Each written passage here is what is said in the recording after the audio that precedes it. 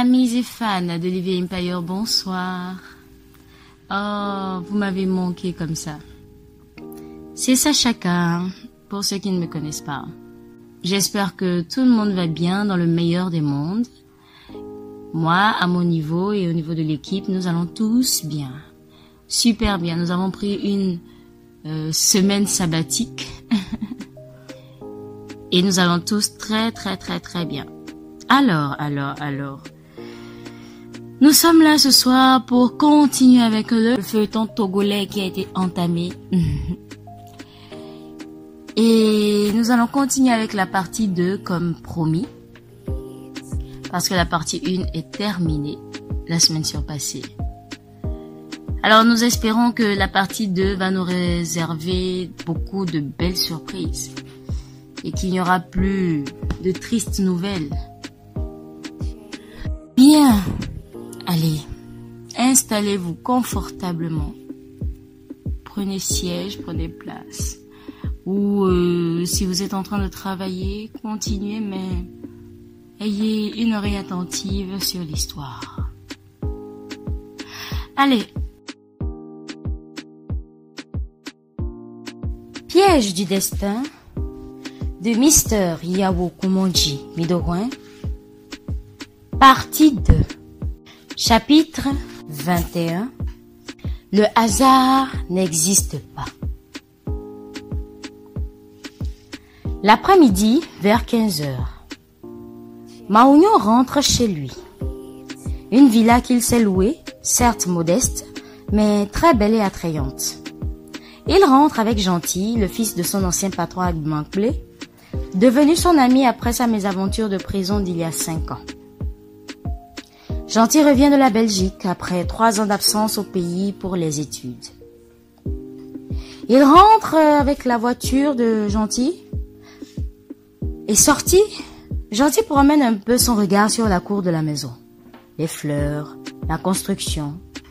Un instant, avant de suivre, très stupéfait, Maounion à l'intérieur. Il prend place dans le fauteuil et dans ses mains, un coussin. C'est beau ici chez toi, mon frère. L'apprécie-t-il? Détends-toi, mon frère. Mais regarde comment tu es divinement changé, Maounion. Tu m'épates. Merci pour tes appréciations, mais remercions plutôt le ciel pour tous ses bienfaits. Tu es seul ici, dans cette superbe maison? Maounion haussant les épaules. Bah oui.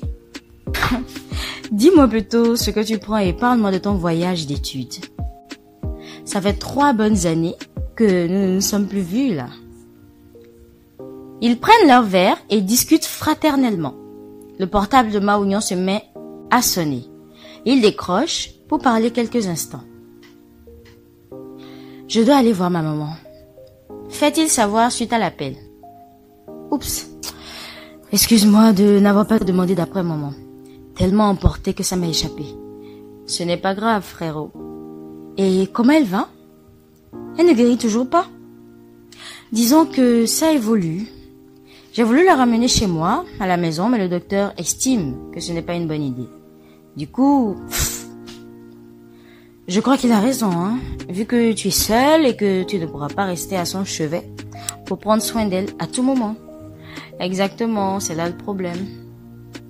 Mais je m'évertue pour que d'ici là, les choses changent afin qu'elle soit à mes côtés finalement.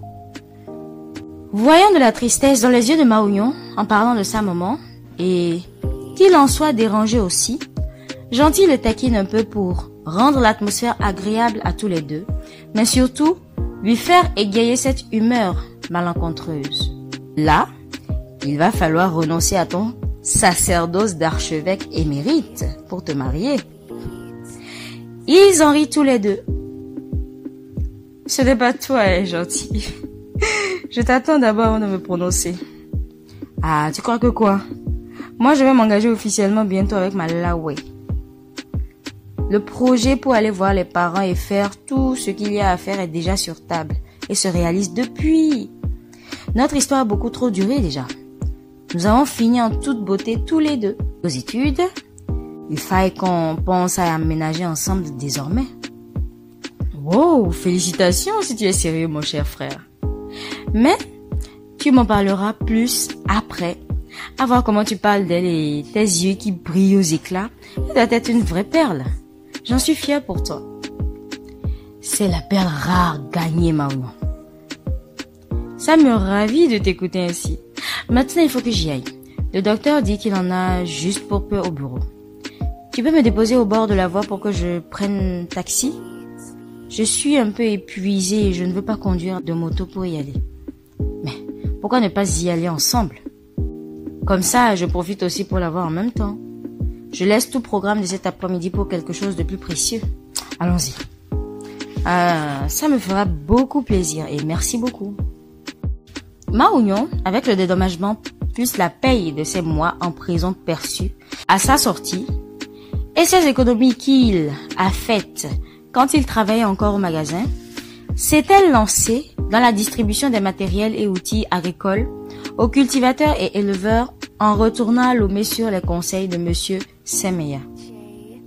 Il s'est toujours battu dur pour sortir du fiasco, sans jamais baisser les bras, malgré les épreuves du début. Défi relevé, sûr de ses convictions, volonté opiniâtre, aujourd'hui 5 ans après, il y tient son propre magasin de distribution et une importante clientèle. Il tient aussi depuis 2 ans déjà sa propre ferme agricole et d'élevage de volailles. Il élève aussi de petits bétails.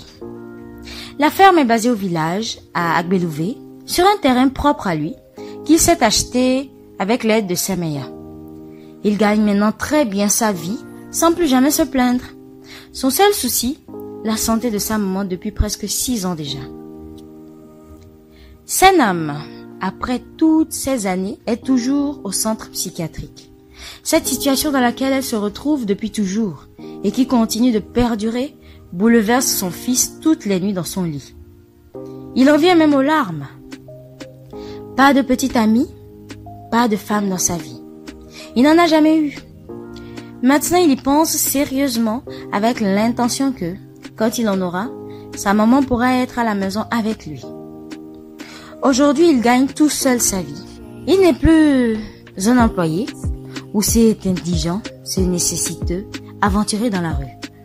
Il est devenu un employeur, un entrepreneur. Dans sa solitude une nuit, encore dans son lit, où il a perdu complètement le sommeil, en pensant à sa maman, Maounion se dit « J'ai maintenant de quoi m'occuper d'une femme et avoir une famille. Mes affaires marchent bien. Je ne me plains plus pour le quotidien. Je peux alors avoir aussi une femme à mes côtés. Je peux fonder et m'occuper dignement d'une famille sans que rien ne nous manque. Je peux prendre vraiment soin d'une femme, un homme responsable. J'en suis capable. Et si j'ai une femme, je peux ramener facilement ma maman à la maison, tout près de moi. Mais si celle que je rencontrais n'est pas celle que j'espérais, et au lieu d'aimer ma maman, elle lui causait encore plus de peine et la traitait de folle. Non, je ne puis le permettre.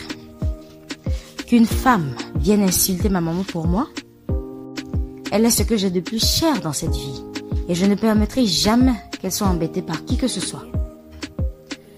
Ou dois-je prendre une domestique? Non, ce serait pire. Ce n'est pas une bonne idée. Tellement de choses lui passent par la tête sur sa maman adorée. Il pose les questions et répond tout seul, sans aucune issue sérieuse. Après maintes réflexions, il se tourne sur le côté pour essayer de dormir un peu. Cette peur de voir sa mère traitée de folle est aussi permanente dans son esprit et le désenchante dans cette démarche de se trouver une compagne ou une aide dans la maison. Alors, il se résigne à la solitude. Avec ses activités, le magasin et la ferme, Maounion est au trot entre la ville et le village. Il se rend à Agbelouvé pour le contrôle chaque 2 mois. La ferme est confiée à son ancien camarade de classe, Anani, qu'il avait rencontré sur son chemin il y a plus de 6 ans, quand il était au village avec Ami. Il y est encore une fois et se promène avec son ami dans la ferme. Des ignames au piment, lesquels, dans quelques jours, seront prêts pour commencer à être récoltés. Puis de loin, le champ de maïs et de manioc. Une variété de cultures sur une aire de 15 hectares au total. Sa propriété privée, payée à ses propres frais. Avec Anani, son partenaire, ils discutent tranquillement entre frères. Je vois que tu fais un sincère et sacré boulot, mon frère. Regarde comme ça a fleuri ici. Et le champ est toujours bien propre, bien saclé. Nos pères disent que si tu prends bien soin de celui de ton prochain, les dieux prendront soin du tien. Bien dit. Et nous ferons de très bonnes choses ensemble si ça continue toujours comme ça. Je te fais confiance, Anani. Même s'il m'arrive de voyager aujourd'hui, je serai tranquille parce que tout ceci sera dans de bonnes mains. Que la terre me maudisse, s'ouvre ensuite, m'ingurgite si jamais je te trahis. Soit je le fais et je te dis oui, soit je ne le fais pas et je te dis catégoriquement non. Je n'en doute pas, mon frère. Dommage que nous n'ayons pas été des amis quand nous étions encore camarades de classe. Laisse ça. Nous n'avions pas été amis, mais aujourd'hui, nous nous appelons frères et frères, non? Ceux qui étaient des amis, ou ceux avec qui j'étais ami, ils sont où aujourd'hui? Combien ont su apprécier et encourager mon initiative de devenir agriculteur en laissant les études pour m'accorder encore importance comme toi? Ça, tu l'as su si bien dit. Voilà pourquoi nous ne devons même pas nous plaindre pour quoi que ce soit. Toute chose a sa place dans cette vie. Et c'est ce qui fait sa musique et son harmonie. Tu parles si bien avec des propos pleins de sagesse, Anani. Merci, mon cher. Tu vois, nos destins sont tracés et nos voies nous sont dictées. Nous les suivons seulement sans nous en rendre compte. Vraiment, tu ne dis que la vérité. Je n'aurais jamais cru que je ferais chant aujourd'hui et que toi et moi, nous serions ensemble pour entreprendre. Tu te rappelles encore de ce jour où je t'ai rencontré quand j'étais de retour de la ville et tu disais que tu es devenu cultivateur? C'est comme hier seulement là. Tu m'as inspiré quand je me suis retrouvée dans l'impasse après ma mésaventure de prison. Comme je le disais, le hasard n'existe pas. C'est ce que j'ai fini par apprendre de la vie. Dans tout ce qui nous entoure en m'approchant plus de la nature. Notre rencontre ce jour n'était pas du fortuit, mais une programmation pour un avenir dans lequel nous sommes présents aujourd'hui et qui continue. Même ton emprisonnement n'était pas non plus un fâcheux hasard. Ça a été programmé aussi et a un sens positif dans ta vie. Peut-être demain, tu t'en rendras compte. Note-le aujourd'hui, mon frère. Maounion lui tape fraternellement sur l'épaule avec un bâton dans sa main gauche. Toi, tu es devenu un philosophe et plus un devin. Tu ne vas pas cesser de me faire rire, toi. Et c'était vous, nos boss, quand nous étions sur les bancs. Ces temps sont révolus dans nos vies désormais. Nous nous donnions toutes les peines pour étudier malgré la faim et les humiliations. Et toi, tu étais l'élève modèle que nous admirions et envions tous ces temps-là, nous qui avions fait classe avec toi. Bien que tu semblasses n'avoir rien sur le papier, tous te respections. Maounion objecte pendant qu'Anani et lui vont toujours à pas de tortue dans le champ, d'une discussion à une autre. Et c'est de toi, moi j'ai besoin aujourd'hui. Tu es mon boss dans ce que j'entreprends. Nos vies étaient tracées depuis, t'ai-je dit à l'instant. Et moi, je suis ton employé. Il poursuit. Quand je me rappelle encore de ces rêves d'enfance, disant à ma maman que je ferais des études et devenir pilote. Oh, dommage que nous n'ayons pas pu aller loin dans nos études. Tu regrettes aujourd'hui? Tu parles de quoi, Maounion? Moi, Anani, regretter. Non, ce n'est plus mon monde, ça. Depuis que les termites me l'ont appris, les guêpes et les abeilles me l'ont confirmé dans leur quotidien chaque fois que sur eux étaient tombés mes gros yeux là, on dirait verres de lanterne. De même que le hasard n'existe pas, pas de regrets qui tiennent. Maounion le regarde ébahi. Il poursuit. Tu sais, Maounion, le chant m'est tellement devenu une passion que je m'y plais plus que n'importe quel endroit. Il me met en contact direct avec la nature, la terre, les herbes, la pluie, le soleil, etc. Pour certains, c'est du pénible. Pour moi, c'est l'essence de toute une vie où je m'y contemple. En plus, j'y gagne fièrement ma vie, sans complexe. Ma seule invocation depuis que je suis dans ceci, qu'il pleuve dans les normes, point. Le reste m'importe peu. Au début, je labourais moi-même, tel que tu le sais déjà. Aujourd'hui, je prends des ouvriers et mon champ grandit. Même si toutes les saisons ne sont pas roses, jamais de perte je ne fais. Et sans fanfaronner, je défie ceux qui sont dans les bureaux sur des carreaux cirés, pensant que le champ est pour les rater. Ils ne se rendent pas compte qu'ils peuvent être fonctionnaires et faire aussi le travail de la terre ou y investir pour produire des vivres en quantité afin de pallier à la vie chère pour tous. Bon, Maounion, oublie regret. Parlons plutôt de comment étendre nos entreprises. La vie est belle par ici. La société tient encore grâce à nous. Aujourd'hui, je ne suis pas venue visiter les champs comme d'habitude, on dirait. Je suis plutôt venue à une école pour apprendre beaucoup de choses impensables qui m'échappent encore. Note ceci, le hasard n'existe pas. Ce bel univers est conçu par une intelligence si fine qu'aucun humain, aussi élevé qu'il soit, ne puisse sonder et lui attribuer un nom. Cette intelligence a tout synchronisé. Je bavarde, donc je mens. Alors maintenant, j'ai assez turluté et je crève la dalle. MDR. Allons-y. Nous parlerons encore d'autres choses en rentrant. Je veux aussi agrandir l'élevage. Je vais mettre le paquet nécessaire. En plus, tu parlais des pluies dans les normes. Ce qui est une réalité aujourd'hui et qui décourage les agriculteurs. Ça peut nous arriver aussi. Me vient alors idée de forage dans nos champs pour irrigation. Ce qui nous permettra de produire à tout moment, même en saison sèche. Excellente idée, Maounion. J'y pense aussi. Mais les moyens pour le moment... Oublie les moyens, mon frère. Commence plutôt déjà les recherches de ceux qui peuvent nous faire ce travail. Je mets aussi de mon côté le paquet une fois à Lomé ce soir même. L'argent n'est pas encore le souci. Nous faisons 4 forages. 1 dans ton champ et 3 ici. Vu l'espace que nous avons ici pour pouvoir tout couvrir. Anani est si émerveillé. Ils s'en vont, contournant fièrement leur nouveau projet de forage. Ainsi que ce sujet de l'élevage aussi à agrandir en sortant des piments. Au retour de Maounion du champ, c'est avec un accueil maternel que Madame Sameya le reçoit. Oh, tu dois être très fatigué, Maounion. Il manque blé au lot, maman. Pour dire, je ne vais même pas te mentir, maman. Et je meurs de faim aussi. Attends, je t'apporte à manger. Je savais que tu reviendrais affamé des champs. Alors je t'ai préparé à manger avant de prendre le chemin de Lomé.